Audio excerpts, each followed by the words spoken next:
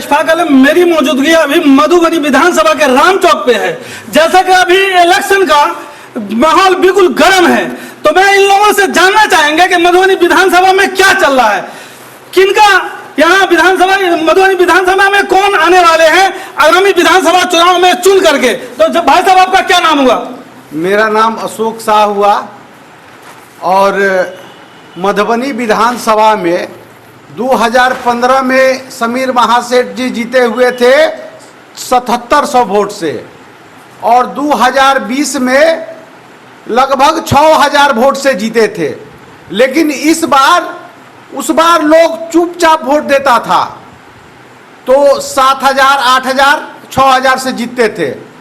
लेकिन इस बार प्रत्येक लोग खुल के बोल रहे हैं कि इस बार समीर महासेठ 1 लाख वोट से जीतेंगे। लेकिन कैसे ऐसे हो सकता है सर? जो बादल गरजता है वो बरसता नहीं है। नहीं, बस देख लीजिए, माहौल देख लीजिए आप लोग खुल करके बोल रहा है, तो बोलने वाला वोट नहीं देता। कैसे आप ये कर सकते हैं, दावा पेश कर सकते हैं कि वो समीर महासेठ को ही वोट देगा? वो ये दावा नहीं है, ये जो है हकीकत है।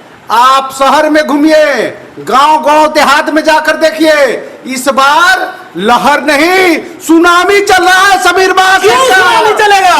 क्यों सुनामी चलेगा? क्या कारण है समीर महासेठ के ऊपर सुनामी चलेगा? अच्छे कैंडिडेट है और इनका आज तक एक दाग नहीं लगा हुआ है, कोई बता दे। और ये सबसे बड़ी बात है कि मधुबनी का बेटा है, लोकल है, और दूसरा कोई नहीं है। कौन जानता है? लेकिन 10 साल विधानसभा में विधायक रह चुके हैं, उनका काम क्या है यहाँ? काम कि लोग उन पे सुनामी की तरफ वोट देंगे? काम देखिए ना जाकर, स्टेडियम कैसा था, आज स्टेडियम बन रहा है। तो कौन सा स्टेडियम है? कहाँ का स्टेडियम है? मधुबनी स्टेडियम जाकर देखिए, मरा हुआ था, वो वहां काम शुरू हो गया। मधुबनी स्टेडियम रोड देखिए, कई दशक से। जी भाई साहब, आप क्या कहेंगे? आपका क्या नाम हुआ? मेरा नाम रंजीत कुमार प्रधान हुआ। तो रंजीत भाई, आप क्या कहेंगे? मधुबनी में आगामी विधानसभा में किनको ला रहे हैं आप लोग? हम तो छोड़ दीजिए, पूरा मधुबनी शहरवासी समीर महासेठ के पीछे है और रहेंगे। क्या लगता है कि आप लोग समीर महासेठ का गाना गाए? क्या रीजन है? आखिर क्या बात है कि आप लोग समीर महासेठ गाना गा रहे हैं? उनमें एक सादगी है, सच्चाई है। वो झूठ की खेती नहीं करते हैं, जो बोलते हैं वही करते हैं। और मुझे पुनः विश्वास है, इस बार 1 लाख वोट से हम विजय प्राप्त करेंगे और तेजस्वी यादव को मुख्यमंत्री बनाने का काम करेंगे। जी जी, आप क्या कहेंगे? क्या नाम हुआ भाई साहब आपका? मेरा नाम मुकेश पंजियार है। तो मुकेश भाई जी, मधुबनी विधानसभा में कांटे का टक्कर चल रहा है। कोई कांटा फाटा नहीं है, सब कांटा निकल चुका है। जैसे ही RLM का सीट हुआ यहाँ फाइनल एनडीए की तरफ से, सारा कांटा, कील कांटा सब निकल गया हुआ है। जितना पॉस लहू था सब बाहर हो गया है। अब ड्रेसिंग चल रहा है, आपको 14 तारीख तक देखिएगा, ओके टेस्टेड हो जाएगा। ऐसा कुछ भी नहीं है, कहीं नहीं है। आप कितने लोगों को बताएंगे प्रत्याशी का नाम और उसका छाप? कहां तक पहुंचा पाइए? क्या बात है कि तो किसको आप चाह रहे हैं? आप लोग किसको लाना चाह रहे हैं? वही है, वही रहेगा। क्योंकि 850 करोड़ का जो है काम आपका मधुबनी इकलौता हमको लगता है पूरे बिहार में।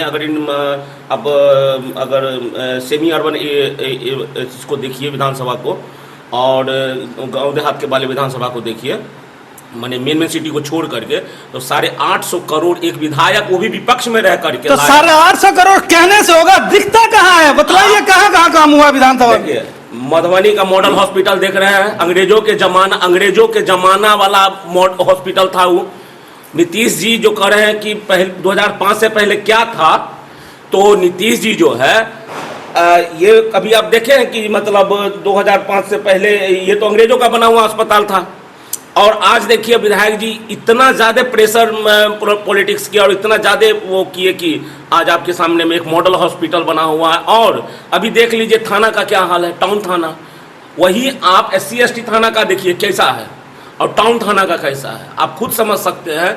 आप SDO ऑफिस का हाल देख लीजिए, ठीक है। मधुबनी सदर अस्पताल विधायक जी के प्रयास से हुआ है। ब्लड बैंक का जो हाल था, हम लोग चूंकि ब्लड सेक्टर से जुड़े हुए हैं, ब्लड डोनेशन सेक्टर से, ब्लड बैंक के सामने में बगल में प्रसूति गृह था, उसका जो खून मवाद वाला जो वो होता था, इन्फेक्टिव वो होता था, वो ब्लड बैंक के सामने फेंका रहता था। आज देखिए कि सुपर स्पेशलिस्ट वहाँ बना हुआ है ब्लड बैंक का पूरा, ये विधायक जी का काम है। इसके अलावा आप देख लीजिए कि स्टेडियम रोड जो है आपको संगनिया चौक से लेकर के बनना शुरू हो गया, स्टेडियम का हो गया। मधुबनी में पार्क नहीं था। सांसद का कहना है कि हम लाए, आप कह रहे हैं कि विधायक जी के हैं। हम कहते हैं सांसद ही लाए। सांसद जी कह रहे हैं कि हम पूरा कह रहे हैं ना, मेरा बात तो सुनिए। 1600 करोड़ का काम हमारा चल रहा है, आप कह रहे हैं कि समीर महासेठ जी लाए हैं। 16 ऐसा कैसे? सांसद जी एक जीरो भूल गए शायद, उनको पढ़ने में 16,000 करोड़ का काम लाए हैं। हम कहाँ मना कर रहे हैं? सरकार आपकी है तो क्रेडिट आप लीजिएगा। तो जिन जो काम करा है उनका नाम लीजिए जो ना। काम कराया वो समीर महासेठ है, जो काम किया वो एनडीए सरकार है। तो हम कहां करें कि नहीं किया है सांसद और ये आपको नीतीश कुमार? हम तो कह रहे हैं नीतीश कुमार किया, करवाया कौन? सरकार को सिर्फ क्या होता है, सरकार का आंख नहीं होता है, सिर्फ कान होता है, और उस कान में जो बोलने वाला होता है वो जनप्रतिनिधि होता है। तो मधुबनी के जो सांसद है अशोक यादव, वो कहते हैं कि जितना भी काम चल रहा है मधुबनी में सब हम कराए हैं। हमको क्रेडिट लेने के लिए समीर महासेठ आ जाते हैं। कराए हैं सांसद, कराए हैं एनडीए सरकार, कराए हैं नीतीश जी, ठीक है, कराए हैं यहाँ के डीएम साहब, यहाँ के एसडीओ साहब, यहाँ के जो इंजीनियर साहब हैं, इंजीनियर जो होते हैं वो करवाते हैं, ठेकेदार कराते हैं। करवाया कौन? लेटर कौन दिया? किसके कहने पे हुआ? चाहे वो शून्यकाल का प्रश्न हो, माने अल्प सूचना वाला हो, अभिस्ताप प्रस्ताव हो, चाहे वो विभागीय लेटर हो, कौन दिया? बोलेगा ना कि हाँ समीर महासेठ के बिना हो रहा है। आज 3 नवीन जिन्हें जो लेटर दिया है, क्या उन्होंने उसमें समीर महासेठ का जिक्र नहीं किया है? आप सबसे पहले देखिए, ये होता है इन लोग का अपना प्रोपेगेंडा है। ये हवा, भाजपा का काम कौन चीज है? फुसबाजी करना। तो हम ये भी नहीं करें कि वो तुमने नहीं किया है, उन्होंने किया है, करवाया समीर महासेठ ने है। जनप्रतिनिधि को डायरेक्ट डिनेग्लेक्ट कर दिया कि ये कुछ नहीं करवाया है। उनको तो, अरे बीजेपी को तो यहाँ से 8 गो है ना एनडीए का, भरत भूषण मंडल जी को, समीर महासेठ को छोड़ करके 8 विधायक है मधुबनी विधानसभा से। रिपोर्ट तैयार करे, बीच में समीर महासेठ को बैठाए, रिपोर्ट तैयार करे कि, और वो अपने लोगों का काम गिना है ना कि हाँ विनोद नारायण झा ने 16,000 करोड़ का काम लाया, हमारे बचौल साहब ने 28,000 करोड़ का काम लाया। डिबेट में अगर सांसद जी आ जाएंगे तो फिर आपके समीर महासेठ नहीं सकेंगे। वो दावा करते हैं कि पूरा मधुबनी में जो भी काम चल रहा है वो सांसद के थ्रू चल रहा है, विधायक जी कुछ नहीं कराए। अरे सांसद महोदय, भाई साहब सांसद महोदय ने तो यह भी कहा कि पहले तौबा तौबा करो, तुम जिस रोड पे चले हो मोदी जी बनवाए, तुम जो अनाज खा रहे हो वो मोदी जी दे रहे हैं, तुम फलना कर रहे हो, चिल्ला कर रहे हो, हम जो गाड़ी चल रहे हो भी मोदी जी दे रहे हैं। मोदी जी के गाड़ी में तेल कहां से भरा रहा है? हम ही टैक्स पेयर के पैसा से ना भरा रहा है। मोदी जी का जो हवाई जहाज चीन जापान जा रहा है, किसके पैसा से जा रहा है? हम ही टैक्स पेयर के पैसा से ना जा रहा है। क्या हम टैक्स पेयर ने कहा नहीं, क्या हम टैक्स पेयर ने कहा है कि मुसलमानों को उसका हक नहीं मिलना चाहिए, हम जो टैक्स दे रहे हैं उससे मुसलमान को नहीं मिले? कोई सा देश बना रहा है ये लोग, माने वो एहसान भारत। आखिर तो आप ही लोग उसको सांसद चुने हुए ना, आप ही लोग कैसे चुन लिया? मधुबनी लोकसभा जो है वही लोग ने चुना, आप लोग मधुबनी के रहने वाले हैं ना। लग रहा है पत्रकार महोदय आप डाटा सही से पढ़े नहीं है, डाटा पर काम कीजिए। 26% हिंदुस्तानियों ने बीजेपी को मात्र वोट दिया है, तो 74% कौन हुआ? 74% भारतीय नहीं हुआ। इसका मतलब वो कहा बांग्लादेश और पाकिस्तान से आया हुआ है। 74% कहां गया?